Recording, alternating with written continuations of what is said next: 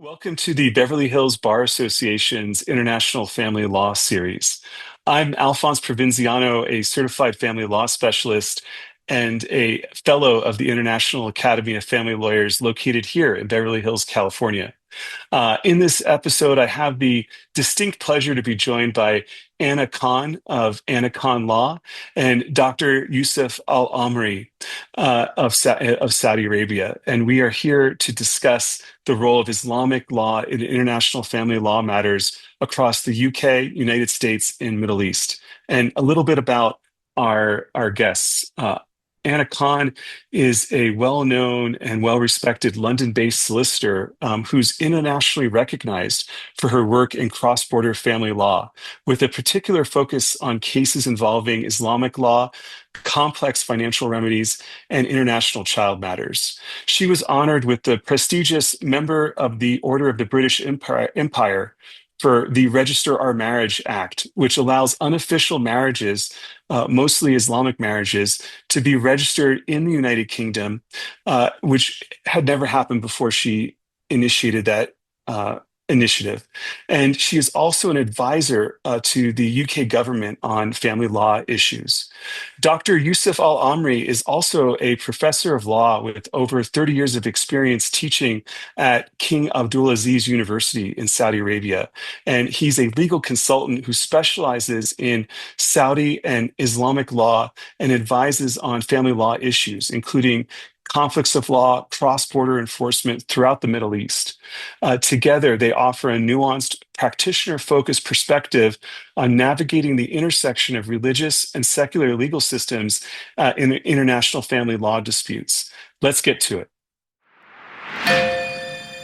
Generally speaking, in California, we have a very large population of people from the Middle East, and we have a lot of issues that arise, but it's an area that not every practitioner knows generally. And I think it would be really beneficial for the audience of direct examination to understand a little bit about the applications of Islamic law as it applies generally, because this is somewhat of an alien area for us. But this comes into play both as a cultural background and also as we look at marriage contracts, Islamic marriage contracts. Anna, can you tell us a little bit about the general principles of property ownership under Islamic law as you've seen them in the United Kingdom? So the reason I got interested in Islamic law in the first place was because of the demand from the clients. It wasn't something I was planning to specialize in.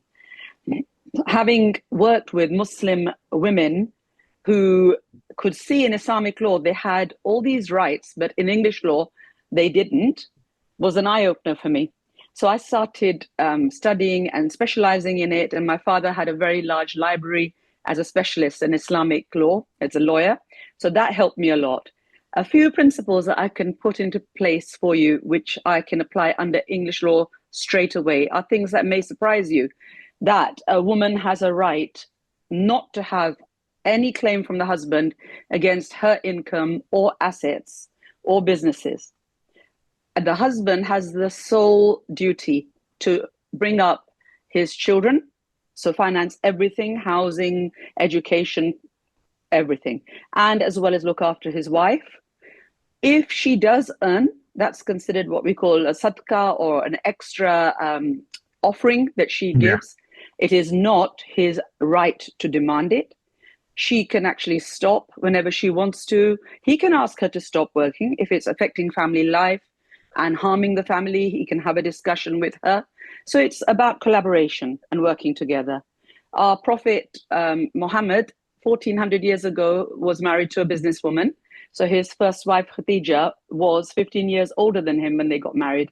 And he was her employee, and she proposed to him. So it's very interesting how the dynamics work then.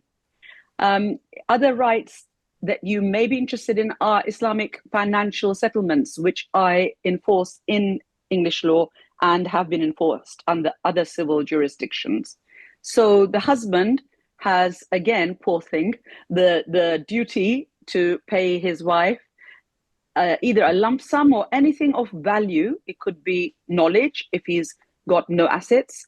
It could be stocks and shares in Apple or anything else that he's got of value, or land or property. And that's given at the time of the marriage. So it's a nuptial contract. It's not a prenuptial or postnuptial. It's written in a certificate and it's enforceable either by paying the same day or on the death or divorce by the husband. That's a contract we apply under English law. Very rare, but it's had success. Just two examples for you, but there's many more that have empowered women. And Dr. Yousef, we spend a lot of time in California law with the concept of community property, that everything that's acquired is a 50-50 ownership right during marriage. Everything before marriage is separate property. Is there anything No. similar in your application? Okay, one of the main objectives when the man gets married, of course, when he marries, he has to ask her hand in marriage like you have in the old movies. He goes to the father and asks the daughter's hand in marriage. Once he does that, he is to provide housing, adequate housing, food, clothes, money, everything. She's a millionaire. Nothing to do with it. I've had several cases. The wife is a billionaire and the husband is a plain employee. He is obliged to spend on her. She wants to give him something. It's a gift. But she's not obliged. She can give him a gift, a push or something, because he needs cash to whatever. So it's very But much a she's not different obliged. system than we're used to seeing in California. And I know, Anna, you mentioned that Yeah. there's been some rare applications where you've actually enforced marriage certificates in the British courts. Can you tell us a little bit about that crossover and how you've been able to do that and what applications there were? So when I looked into this, I found that there was case law going back to 1961 with Shanaz and Ridwan, where the English law judge was calling the couple Mohammedans. So this is how far back we're going. Wow. 60 plus years ago. But the English law judge said, this is a contract under English law. To the wife, he said, you're right to ask me to enforce it. It's enforceable. You had witnesses. He accepts he signed it. He should give you the lump sum due. So we have case law. And as you know, our system is based on precedent. It's been revisited only a few times. So because it's been revisited in 71 and then again in 2011, we have very rare revisits, primarily because women are usually not aware that they can get this help. Two, they're too scared to actually enforce their rights. So when you find a feisty woman who's got the knowledge and the bravery to come forward and support from her family, then she has a major block of legal fees because it's extremely expensive. It's rare. I'm the only one doing it, and it's not my fees you should worry about. It should be the court fees. Today's case, I'll give you an example. Mahar is 20 kilos of gold, which is £92,000 at the moment per kilo. So we're talking about £1.4 million plus 100,000 lump sum for her to start off her married life. Now, it's very interesting. That's all written down, but they never got married under English law. So Wow. in English law, she's a cohabitee. She lived with him.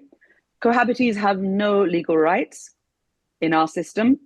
So she walks away with absolutely nothing. In fact, her belongings, her designer clothes, etc., were put in bags and thrown at her, when she had been asked to leave.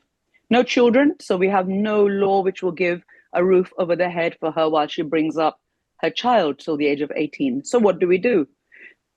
I've got to enforce this under contract law. She's let it go too long, so the pain and suffering element I would normally add to the lump sum for what she suffered has a limitation. So you can't leave it too long either before you consult a lawyer. So all we can do is enforce. Luckily, he's very, very wealthy and he's got the assets. She now has to find £10,000 just for the court fee. She needs to have backers who will support her. It's not an easy thing to do, but Islam in a Muslim country would give this to her straight away, I believe. And Wow. that's the beauty of it, that she wouldn't have to go to the court system and beg for this money. And Dr. Yousef, just in sort of a comparison, you have a client that comes Okay. into you and says, they could file in the UK, Saudi Arabia, with the similar circumstance that Anna's brought up. Okay. How do you advise them? I'll solve her case in Saudi Arabia. Now, they have a contract, a marriage contract between them. She has her dowry written down. She has not received it. Mhm. If he has not consummated the marriage, she will get half. Yeah. If they have consummated the marriage, full amount is due. Now, you go to court. Family court here is free. There are court costs for other kind of cases, individuals, etc., etc. But family court is free. There is no cost for it. The judge will, in the first setting, he sees the marriage contract, he sees the amount, he will put it under enforcement. That's it. It won't So take 10 it's a minutes. much more straightforward procedure. Yes, there's no playing with that. It's just the idea of consummating and not consummating. The difference of the dowry. In your experience in international law in the Middle East, is it very similar throughout the Middle East in enforcing that type of marriage contract? Mostly, because we don't go by common law here. There are no precedents. Every case is Mhm. looked at individually, and therefore the result will differ depending on the judge, depending on how it's presented to him, how it is actually, what you have as merits for the case to give to the judge. That's why it'll take a difference between, a case and case. There will be a difference. But the main key feature in the dowry, if it's being paid in full or in half, is closing a door or lowering a shade. Usdila sitara wa uqfila bab. There's a prophet saying. And that if you close the door on the two in the room, they're fighting, they're wrestling and fighting and throwing whatever at each other. That is considered consummation because they were Wow. alone in one location. If the car is too tinted, you can't see what's going on inside. That their marriage has been consummated. They don't have And to copulate. Consummation is just Opportunity. yeah. And see, that's very So interesting because as I always look at an international case, the first question is, what's your form? And obviously, if a California practitioner encounters a marriage contract case and there's a leg in the Middle East, and it sounds like if you're representing the woman who hasn't been paid their dowry, maybe the first step should be considering, is there a form in the Middle East where you can enforce that contract because it'll be more readily available? what Would you under agree with Saudi that? law, under Saudi law, uh, the woman's location is where the court can be adjourned from city to city. He's Mhm. in one city, she's in another, then it's her city because she's a woman, and therefore he will travel to there. Before we were online, now we're through Teams, so it really doesn't Right. matter that much. But before, he has to go to her city for a court session. It cost him. Does it cost him? He goes. She stays. And how Can long I is come it if in? they're both? Yes, please, Oh, Anna. one very important thing I need to ask, which worries me, is if there's no talaq, Islamic divorce by the husband, because he knows he has to pay the Islamic financial settlement, as the trigger is his death or divorce by him. And that trigger event he has to avoid at all costs. So if he doesn't give the divorce and she doesn't want to get a no fault based divorce, which is called a khula, which means she has to give up the financial settlement to obtain release from a marriage without any basis whatsoever, no behavior cited, just walk out, she gives up meher. This lady obviously doesn't want to do that. So if he weren't going to divorce her, would she be able to apply like I'm doing in England for a tafriq, which is a judicial divorce, but we have to go to the Sharia council here? It's by ijma, consensus, we have Sharia It's councils. khula or fasakh. So Now, the fasq is question is, nullity, did she right? leave or did he kick her out? He kicked her out. Then that is a non-direct divorce. Exactly. You don't have to say the words. If you could explain You that don't a have little to bit say the more, words exactly. please. The new law that came into effect, what was it? 2022 June. The new law, the divorce can happen in several ways. Now he kicked her out. She has Mm-hmm. had 3 periods. Done. They're divorced. Yeah. He has consummated. No children, no problem. He has consummated. Done. Full mahar. So the words talaq don't need to be said. They don't have to be said. It can be, you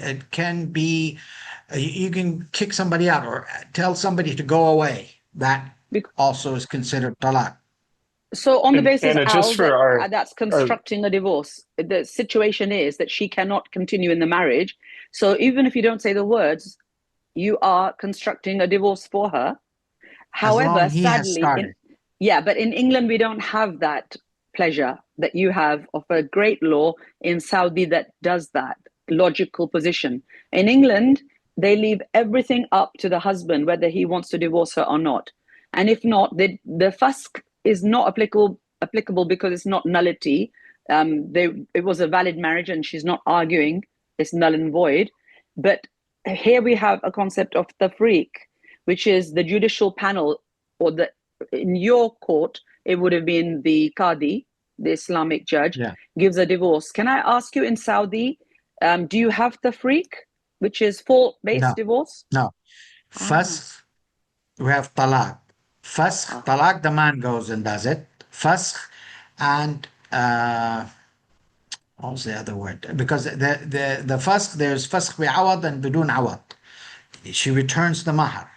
She Mm. doesn't want him. She decided she wants to go and live on her own, whatever. That is called fasq bidun fasq bi'awad. So she returns the dowry. Mm-hmm. But if he has kicked her out, he has mistaken care of her, there's damages that has happened to her, then it is fasq bidun awad. Therefore, she does not return the dowry. And the judge will divorce her from him. Well, the judge will actually yell at the man and tell him to say the words. But it's the same thing. And if So he doesn't want to say them, the judge will issue a court order that she's been divorced. I'd be very and interested to to know, Al, in California, what would happen? Would the judge say you're being unreasonable? You need to give the Islamic divorce now, and I encourage you to do the right thing? Or would he just leave it up to her to be trapped in this marriage forever? I mean, that's such a great question. And I think in California, it's a completely secular based system. And so, what we would really draw on is something similar to what you were doing, Anna, is there a contract based enforcement for a marriage certificate? Because we will, under the Marriage of Fernandez case, interpret foreign agreements, if they're done in an appropriate manner, as a binding prenuptial agreement. And so there's good precedent in our law to do that. And then also your contract analysis is another avenue that one could go into in filing a civil lawsuit. And then, but very much like England, there is no, in fact, rights right now for cohabitees, except a very narrow exception for what we call Marvin actions, which goes back to a celebrity a long time ago, Lee Marvin, who was living with someone that made some promises, I'll take care of you for the rest of your life. But they're more of a rare case. We see those often here in Beverly Hills. I guess so. Just for the our listeners to understand, in terms of getting into a court in the UK, it's true that if both parties are nationals of the UK, Anna, even if they're living abroad, they could bring an action in the UK courts. Is that right? Well, under matrimonial law, it's a bit stricter. Even if you're a British national, you have to be in the country for at least 6 months. If you're not a national, be there at least 1 year. You have to show a connection to the UK. So there could be a property here. But if you really can't find any connection, we have a concept called domicile. So domicile of choice.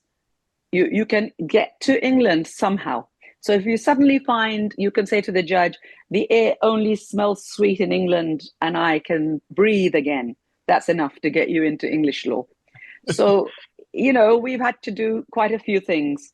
English And law is usually a very generous jurisdiction for women. and I guess my question for you, Dr. Yousef, let's say the wife is residing in California, husband's in Saudi Arabia, but she would get a better enforcement in Saudi Arabia. Does she then have to go to Saudi Arabia to seek the divorce, or can she Power of still pursue attorney. it? Say Power that of again. attorney. Okay. And Power of explain attorney. explain how that works, because we not have the same concept here Well, in the States. because she's in the States, you don't have a power of attorney in the States? We do, but it's a different meaning, I think, than what you mean, Dr. Yousef. When I do a piece of paper that says I give out the right to sell my house, to find me a bride, to whatever in the States, for instance, Right. and it is stamped and signed by a notary public. So she could have someone with the power of attorney in Saudi Arabia act on her behalf to then seek the On her divorce. Is that right? behalf in the court to raise a case, etc., against my husband and have the name, everything clear, and then send it to Hmm. the lawyer. And then the lawyer has to translate it to Arabic. She has to stamp it at the Saudi embassy or consulate in the States, and then Hmm. send it all the way over to Saudi Arabia by DHL, whatever. The lawyer receives it. He has to take it to the Ministry of what's it called? The external, the ministry, the one involved with all the passports, etc., etc. The what is it called? Ministry of Exterior. Hmm. Okay, and have it stamped there. Then take it to the Ministry of Justice and have it stamped there. Plus the translation, a certified translation, and then Right. he has the power of attorney to represent her in the court here and go crazy. So How she long could will live it in take? LA and do that, right? She could live in LA Yeah, and do that. How long but does that to process take that yeah, Anna is it a mentioned? very difficult process? Well, it's just the stamps. It costs like 300 reals to do it at the Foreign Office. That's right, not Ministry of Exterior, Foreign Office. It takes about, it costs 300 reals, which is less than 50, 60 quid to have it stamped there, authenticate the embassy's stamp or the consulate stamp. And then both these stamps are taken to the Ministry of Justice, where they certify those stamps. That's just to make sure that that person has, because she has to represent herself in person at the embassy for them to stamp it. And then when it arrives here, once it's stamped by the Ministry of Justice here, it's done. So let's say that took 2 to 3 months. How long is the court No, process? no, no. It's the trip of the DHL and 1 week here, Okay, maybe. 1 week. Okay, excellent. What's the court process? How long is that? The court process, he raises the case with her power of attorney. He goes through it. He keeps on going. Whenever they determine a court date, and that's it. It depends on because That's are we that's speaking about the same past case that was represented? Because Any that case. one, yeah. well, you have untouchables, so you know. Let's say there's a US based or UK based woman who wants to recover a very nice lump sum in Saudi. You think that she could get the court process over within 3 months? Well, usually these untouchables, high class untouchables, once the case is raised, he goes and pays out, just shuts it down. He doesn't Oh, want it okay. on his record. So he closes it, especially if, these people with this extra income. So they'll close it. Sometimes they will fight. He will have his own lawyer, and his lawyer will say, she did this, she did that, she did this, trying to annul the marriage because of cheating, whatever, trying to start, and it gets dirty. What I would be I mean, interested, that's Al, fascinating. Yeah. if you had a client like this, and let's say I had a client, and we think it's quick and easy to get this in Saudi, would we think the Saudi courts need a connection to Saudi? Like one of them should have some kind of link to the country, or would the courts be happy to waste their time with foreign nationals using their jurisdiction? They use if you're a foreign national residing here in Saudi Arabia, it's automatic for the Saudi courts. That's no problem. Somebody outside, you will need a power of attorney. The teams does not work. The Ministry of Justice teams does not work over borders. It only works inside of Saudi Arabia. So the power of attorney person will have to do teams, for instance, on the mobile and represent it to the judge, because he will actually want to question the woman to get information out of her, and therefore she'll have proper attire, scarf, etc. She'll have her ID to show to him that this is her, and the power of attorney is there, and then the judge will actually ask her questions over another way, because his teams will not show up it will not connect internationally, And I especially if think they that's use a VPN. fascinating. It's really fascinating because the fact of the matter is you can't do that in the US. You can't have a power of attorney person representing you in court to get essentially to get jurisdiction. So that's a really important thing, I think, for US practitioners to understand, is that if you do have a situation like this and you're concerned, for example, it may be a very long, arduous process. I know if you do a civil lawsuit in the United States, it can take up to 5 years to get through the system. And so you can go, and if you have the connection, if you have the nexus. Now, I would say what someone might do is they might file a divorce case here and then argue that there's a jurisdictional battle over it. Anna, is it also a long period of time that it would take to go through the civil courts in England to enforce like in the case that you talked about where you're trying to enforce a 1.4 million dowry? Would it be a similar length of time, or would it be less in the UK? Much less, thank goodness. So post-COVID, the courts have recovered quite well, and the listings are back to normal. It's a civil court, so it's actually quicker than the matrimonial court. And the judges are really astute to commercial contracts, and they're very keen on enforcing them. So we feel very comfortable filing in the civil court. There will be one stop. Usually they will stop it at the first hearing for mediation, and they will order them, even if there's been abuse, like there has been in a lot of cases, to do shuttle mediation. So they go between different rooms, the mediators, to try and reach a solution. But the judge will halt the trial probably for a couple of months to allow this to settle with non-court dispute resolution. If that doesn't work, then it's listed fairly quickly. Case management hearings listed to see how many witnesses, would there be an expert in Sharia law needed to be cross-examined, because a husband is likely to contest it all the way, okay? And then there'll be a final trial with witnesses, which can be 2-3 days listing with the time estimate. So probably within a year, we hope to get somewhere. It's not so bad at all. Dr. Yousef, how long would it take your average case? We do have mediation, especially if it's divorce. It goes straight to a person who calls up the husband, chats with him, calls up the wife, chats with them, try to bring them together. That's less than a week. He was unable to solve the situation. Automatically, when it was unable to join them, to correct the situation, transfer to the judge. Next day, there will be a court, which will be next week. I have one who has now 2 days. The session has been left open on Teams because he requires a medical report where the husband was abusing her, beat her up, and she had to go to the hospital.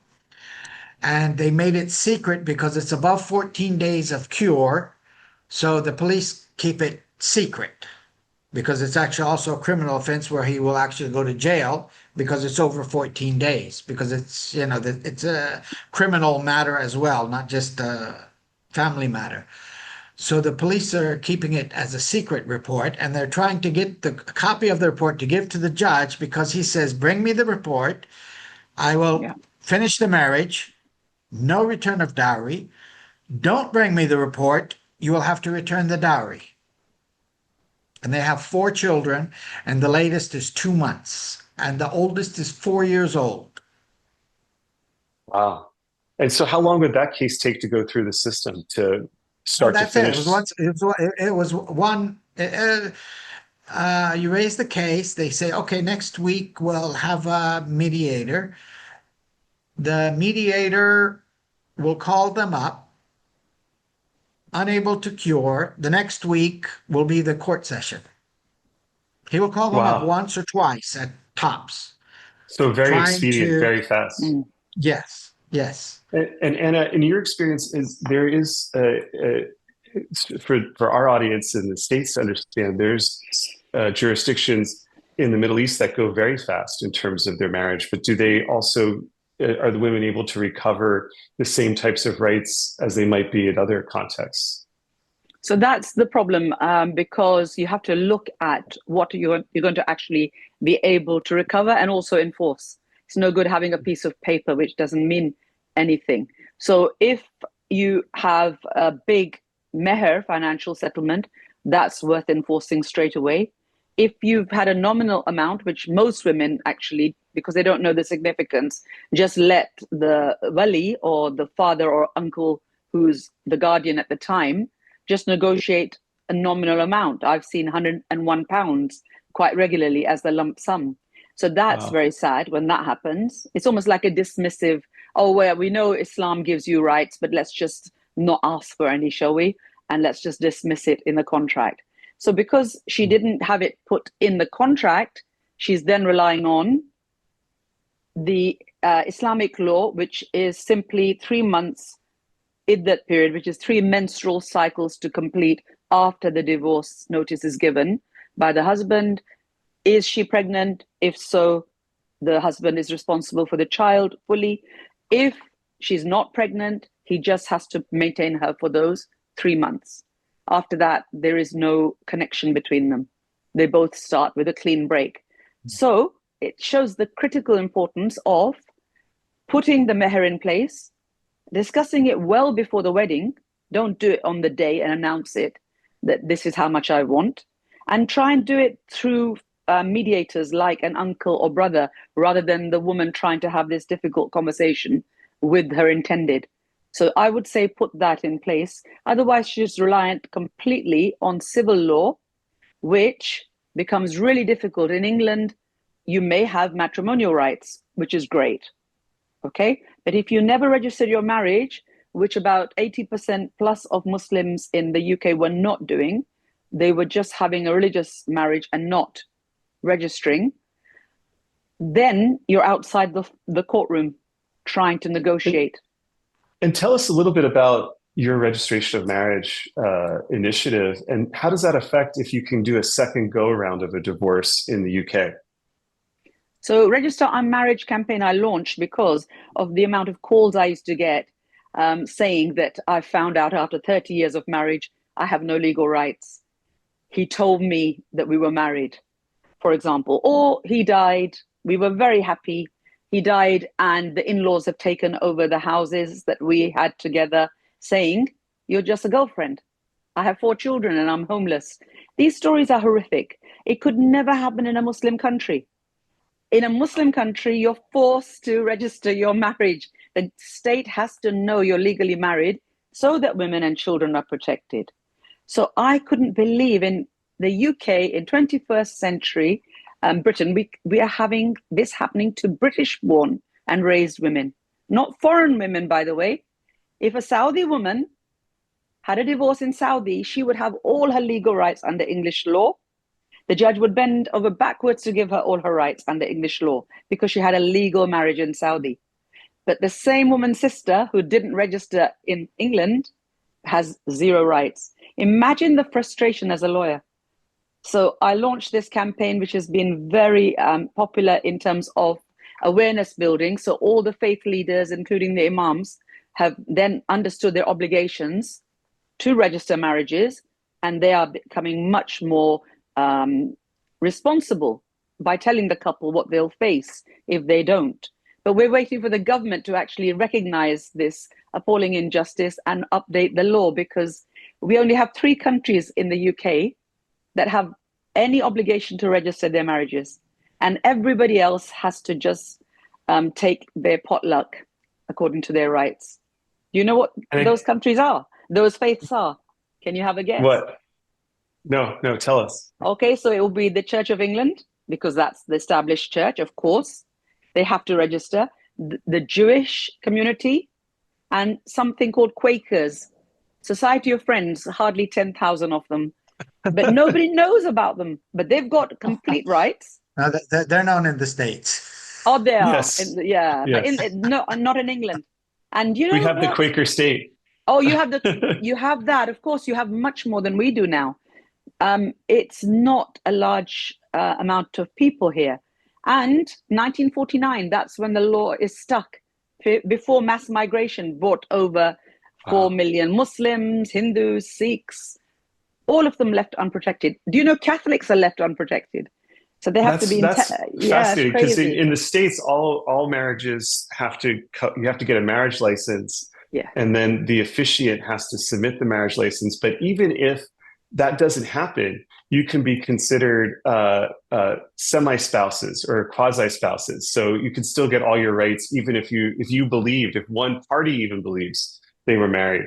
Now, something that people are really going to want to understand, because I've seen many cases involving the Middle East with child custody, is the different ways in which Middle Eastern countries deal with child custody. And so, Dr. Yousef, can you tell us a little bit about, in general, Saudi Arabia? Now, I'll go back to the unregistered marriages first.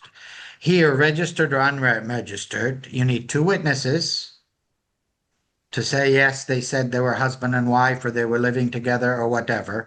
Done. They're married. For not registering, it is to the exchange rate today, it is $13.33 a fine to pay because you did not register the marriage certificate or did not register the marriage. Yeah. Wow. Wow. British pounds, that would be £9.88. How lucky are you feeling today? Is that a daily fine, Dr. Yousef, or is that no? That's a one-off fine. Oh, interesting. You were married for 40 years and you didn't register.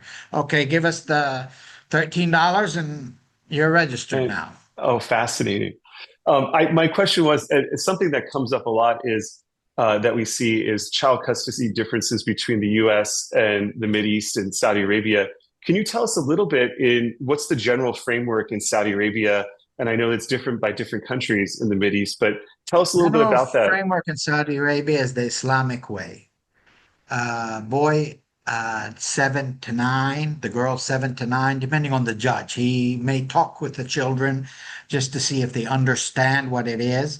But the general idea is the mother has custody. And does that ever shift at any time? When the child is old enough to say, I don't want mama, I want to go to daddy, which is past 9 years old, 7 years old, depending on what the child's, how the child's brain is working. But what about the woman? The girl child. If it's a daughter, the girl child should stay with their mother. They have a mediator in between. Yes. The mediator will try to actually convince the children to stay with their mother. Basically. But sometimes the mother doesn't have an interest or whatever, or relinquishes her rights and says, I don't want them. They can go to their father. But as long as they're with their mother, the father will spend until the boy is about 18, 19 years old. He finishes being a student. The girl until she gets married. Yeah. Wow. He will pay child support. Is there any difference, Anna, based on religious community and child custody, or is it just the same across the board in the UK? For Muslim families? Yes, yeah. Yes, no, we do have different sects, like the Sunnis have 4 different schools of thought. Then the Shias will have their own school of thought. So when I have different Muslim clients, I have to go by each person's own laws and regulations. But generally, it's the same. as Dr. Alamry has said, that a woman keeps her daughter with her until she's married. It's just considered more seemly for a daughter not to have to go and live with her father. She should stay with her mother. And for a son, generally over the age of understanding, which is 7 to 9, depending on how advanced they are in their thinking, they can choose to go and live with their father. So English law doesn't go against this in any way. It's the same thing, but it's got to be a child-centered approach. Usually English law will appoint a court officer to listen to the wishes and feelings of the children and ask who they want to go to, as well as tell them who they should go to. And would they Also, respect the preferences of the family if they want to follow a Muslim approach on child custody? Not in the past. Some judges have been very difficult and have ordered a 2-year-old girl to go to the father, even though it was clear that he was going to put her in a nursery from 6 a.m. to 6 p.m. But because the mother came across so badly to the judge and was argumentative and difficult, this order was made. But it doesn't work in real life. That woman just kidnapped, abducted the child abroad and never brought her back. So people vote with their feet. Wow. That's fascinating. Mm. Keep in mind, here in Saudi Arabia, he has to pay child support. The husband or the father has to pay child support. On the Ministry of Justice site, there's a calculator, which he enters his income and how many children, etc. And that will come out with how many or the amount of money that the judge has to stick around kind of for spending on the child. So there's child support is not like, I don't know how it's done in the States, but here there's actually an app for it. Yeah, we have the It's very similar calculator too. too. Yeah. Is it based on just income of the father? Or do they factor in the mother's Income of the income as father. well? He's in debt. He's about to go to jail. Then it doesn't care. How much is his salary? Or how much is his income? Do And the they mother's factor in the income does not mother's? matter. No, not at all. The mother may be a millionaire. The father is a taxi driver, for instance. His income, nothing to do with the mother. And it's so different in the States because in California in particular, they have a presumption that both parents are going to be significantly involved in the upbringing of the children. And the way that that's applied a lot of times is there's a presumption towards 50-50. It's not written that way, but in application, we see often with judicial officers that they'll impose a 50-50 timeshare, but they still have to consider the best interest of the children. So you do often see they look at the primary care provider, which many times may be the mother, and that the mother may have more time, or the father if they're the primary care provider. Is there any analysis like that, or is it more based off of what you've described? Okay, I have another thing. You mentioned prenuptial agreements earlier. Okay. Inheritance law. She's his wife. She gets her share. There's a prenuptial agreement. There isn't. Same. Oh, interesting. So in Saudi, they wouldn't look at a He dies. He can only will away a third of his fortune. Not more than a third to a non-inheritance person. Inheritant person gets their share. They're not an inheritant person, and he wants to will all his money, for instance, to his driver. His driver gets a third. And the 2/3 go to the people who are supposed to inherit him legally. Wife, son. He has a son, everybody else is kicked out. No uncle, no whatever. He only has a daughter. It's a difference between Sunni and Shia. Shia, yes, his brother will go in or his father will come in, but they give it all to the daughter. Under Sunni, half will go to the daughter. For instance, one daughter. Half will go to the daughter, an eighth to the mother, and the rest goes to the uncle. But the The father, formula, the the formula grandfather. is in the Yeah. Quran, so nobody. Yes. You have to be very Surah brave to An-Nisa. argue against it. Yes. You Surah just Wow. An-Nisa. cannot go there. 11, Yeah, 12, 13, and the last ayah. yeah. There's 4 verses in the Quran that put that all out there. And it's something And to there's a lot note. more other parts. In But family law, obviously in your jurisdictions, family law and succession inheritance are intertwined. In Mm. California, we think yes. of those as separate concepts. They're Mm, different mm, court jurisdictions, same Mm. superior mm. court, but different jurisdictions within the court. You have the family court and you have the probate court that handle things differently. But it's all based off of our community property system. So if you die and you die intestate, there's a presumption that similarly that it will go to your spouse.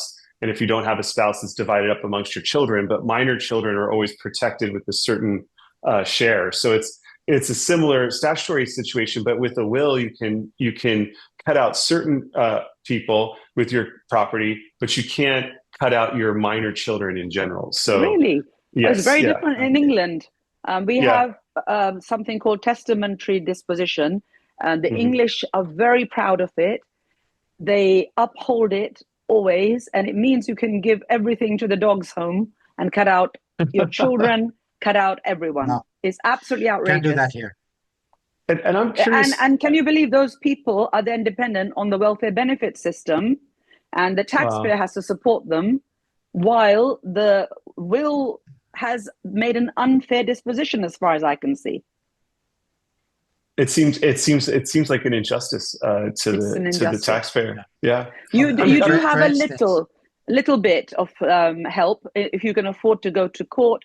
If you were a dependent, like a minor child or a girlfriend who was paid for by this man, let's say it's a man, then you go under the Inheritance and Dependence Act.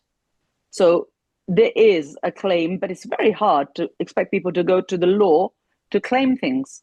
It should just be done from the beginning. on a little bit of a different note, because I think this must come up quite a bit in the context of Saudi Arabian, Middle Eastern divorces. You have a client that comes to you, they say, look, I have the divorce from the Middle East, but the assets are here in the UK. What's your ability in the UK to enforce a foreign asset division? Our I judges send it love to them. Judges love I them. send it to Anya. Yeah, you send it to me, Yousef.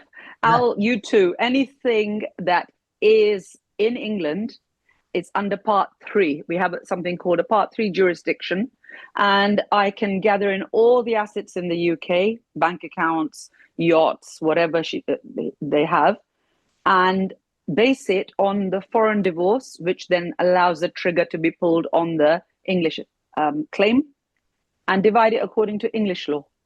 And do they have to, for example, take a look at the other forum if there is due process or how the legal system operated, if they were in conformity, or will they just take that foreign divorce and enforce it?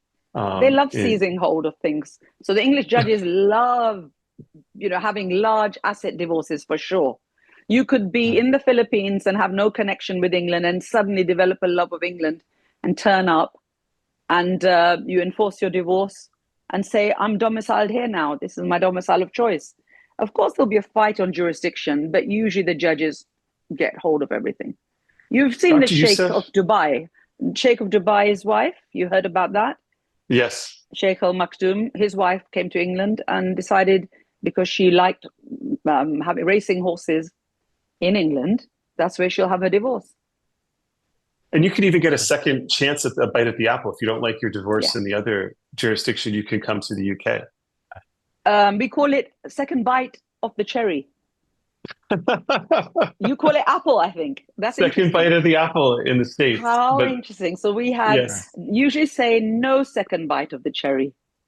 You're supposed to just make up your mind where you want to go, try once. So it's a bit like double jeopardy. You can't do the same thing twice. Dr. Yousef, how about enforcing foreign judgments in Saudi?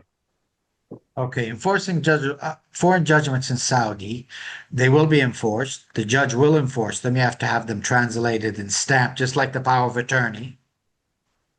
That's just typical procedural because the judge does not read English. So, so that he makes sure that this written in Arabic is actually what is written in English. The only thing he will not enforce is anything that is against Islam. Mhm. So if there's Have you seen something that in in there like application?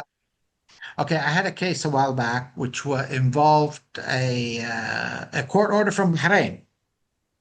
Okay, but it was the interest. He was a guy who took a loan, and well, he took a loan from half the banks in the world uh, a while back. Okay, uh, the interest was adding up. It was increasing interest on the loan that he had taken from the bank. It was something like $200 million. It's a very well known thing, but I don't want to put the name out here. And anyway, okay, that bit it cannot be enforced. Whiten Case had written an article that yes, it will be enforced because Saudi Arabia has signed this treaty. And Stevenson Howard had taken up the idea that they asked me for an expert opinion, so I gave them the expert opinion. It is not going to be enforced until that manipulate of interest is not removed, because under Islam, interest is considered haram. It's not acceptable. It is taboo. So you don't do interest. And that was increasing interest, which is very, so they actually, it won't work if it's against Islam. If it's not against Islam, the judge will enforce it. So there is some review based on local rules, and if you can kind of defeat a foreign judgment if it goes contradictory to Islam, but otherwise, in general, you can Otherwise, it's enforce your. enforced. Yes. Yes. And I'm kind of curious, Anna, what do you were talking about this a little bit, but what do you see as the future of Islamic family law in the UK and internationally? In a dream scenario, the law would be updated so that it's fit for purpose and that people are protected in legal marriages.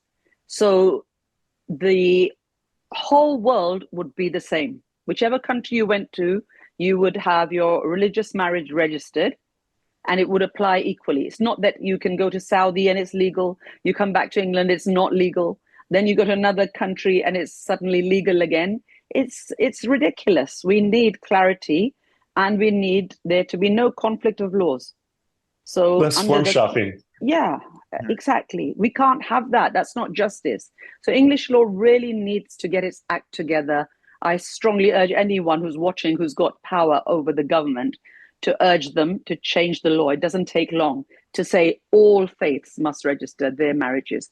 Then you can go and have your religious ceremony and do whatever you want. But at the point of the marriage contract, it should be legal. Okay? So that's the first thing I'd like to see happening. And then on top of that, that I think would take away a lot of the problems we have with women having to go to Sharia councils. Trump even went there and talked about Sharia taking over England. You must have seen that recently. So President Trump says, we are succumbing to Sharia as we speak. It's an invasion. Hello, we've been having this discussion for 40 years. Sharia councils were set up in the early 80s in response to the demand from women to have a divorce because the men were keeping them chained. In England, where does she go to get a divorce? So for women's rights, Sharia councils grew up and they gave women their divorces and their meher. So they did some great work. However, if you could have a legal marriage in the first place, then it's up to you not to go to a Sharia council. You could have your civil divorce. In most Muslim countries, Dr. Alamry will correct me if I'm wrong, in most Muslim countries, they actually accept the civil divorce of the foreign country rather than a Sharia council divorce from an organization that has no status, no enforceability. Yeah. So a Sharia council divorce will not be accepted in Saudi, but an English divorce will. It's very interesting. I'd like clarity on that. I like a woman to know, a man to know when he's married. I'd like him to know when he's divorced, and I'd like to know he's free to remarry. So let there be clarity. Most of my expert opinions that I have to give are for people who are thoroughly confused. Don't And know. it's understandable. Yeah, for sure. The judges don't know if they're legally married. And two judges will differ. So it will be a dream scenario for me to have to do no more expert reports and to have utter clarity. I've done myself out of a job. There we are. But it saved a lot of injustice in Yeah, I the think doing. so. Yeah. And Dr. Okay. Alamry, what do you see as the future of Islamic family law Well, in an international context? basically it's been the same for the last 1,400 years. It hasn't changed. It's the same. Right now, it's being printed, organized, fine-tuned. Uh, for instance, unregistered marriage, whatever. It's the same as it was 1,000 years ago. It's the same. It hasn't changed. It's only being fine-tuned, written down that yes, you can do this, no, you cannot do that, yes, you can do this, and so on. There's about close to 300 articles in the new family law, which actually are the same. All I got to do is go over it because I know what's in it, and it was just issued. I don't have to read it because I know what's in it because it's the same as it was before, but it's just written down now instead of leaving it to the whims of the judge. As for instance, a marriage is registered, not registered. They consummated. There was some sort of dowry. Okay. She was a virgin. She was not. That makes a difference under Hanbali. And I think Hanafi as well. If she was a virgin before, her father has to give her away. But in three of the four, if she is not a virgin, then she doesn't need her wali or her father or guardian or to give her away. What happens is all they need is a dowry, which can be anything. It can be a Coca-Cola cap, those old ones that you lift up, and she wears it as a ring, and he gives it to her as a dowry. That can be two witnesses, okay, which are also considered, everybody knows, because it's two people have witnessed it. She accepts, he accepts, they're married. The piece of paper will cost $13. But you have the two witnesses, etc. They're married. They have a child. He's not born out of wedlock. He was born to a married couple because the framework for a marriage was already there. It just needed that guy to write on a piece of paper that, the dowry was this, the whatever was this. That's all it needed. But that was missing, and that was just something extra.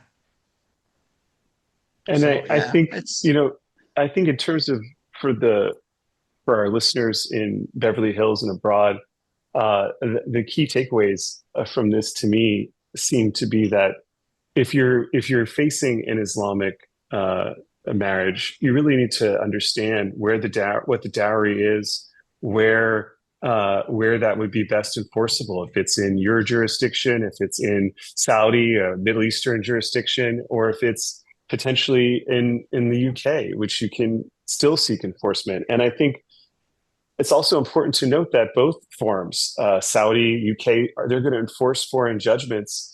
But if you don't like your foreign judgment, you can get a second bite of the apple or the second bite of the cherry in the UK. But also, if it's inconsistent with Islam, it might uh, not get enforced in Saudi. a Saudi judge will reject a case. All the other side has to say is it has already been judged. And he may reject it, may not, considering if he accepts from a non-Islamic or not. Because as we said, the judgment has to be not against Islam or anything, against any ruling Islam rules. And therefore, if the judgment is not against any Islamic rules that was judged before in another country, you try when you come here to take the second bite out of the apple, it won't work if the judge accepts that judgment, which is the best defense for closing the matter, basically.